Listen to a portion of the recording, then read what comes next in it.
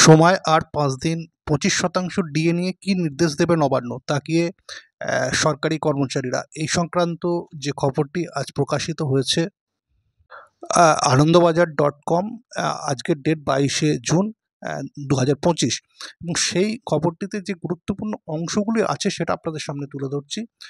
সর্বোচ্চ আদালত ডিএ সংক্রান্ত মামলায় নির্দেশ দিয়েছিল ২০০৯ থেকে ২০১৯ পর্যন্ত যে পরিমাণ বকেয়া ডিএ আছে তার ২৫% রাজ্য সরকারকে মিটিয়ে দিতে হবে, এবং সেই সময়সীমা শেষ হচ্ছে আগামী ২৭শে জুন, এবং এর মধ্যে রথযাত্রা শুক্রবার এবং তারপর শনিবার রবিবার রয়েছে। সেক্ষেত্রে রাজ্য সরকারি কর্মচারীরা মনে করছে যে চলতি সপ্তাহে ছুটি শুরু হওয়ার আগেই এই বিষয়ে বিজ্ঞপ্তি জারি করতে পারে।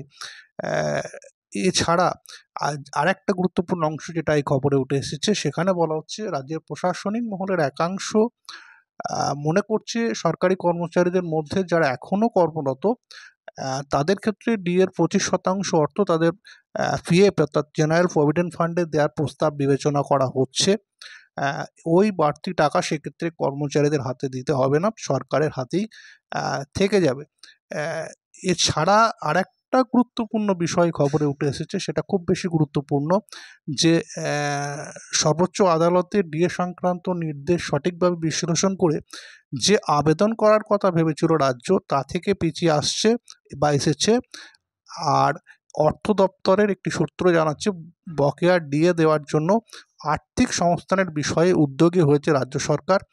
যতক্ষণ না সেই টাকা জোগাড় হচ্ছে এ বিষয়ে সরকার পক্ষ থেকে কোনো বিজ্ঞপ্তি দেওয়া হবে না। তো এই গুরুত্বপূর্ণ খবরটি কিন্তু এখানে উঠে এসেছে। এর আগে কিন্তু একটা মডিফিকেশনের চাওয়ার একটা খবর ছিল, এক্ষেত্রে কিন্তু সেটা এই খবরটা আরেকটু অন্যরকমভাবে উঠে এসেছে।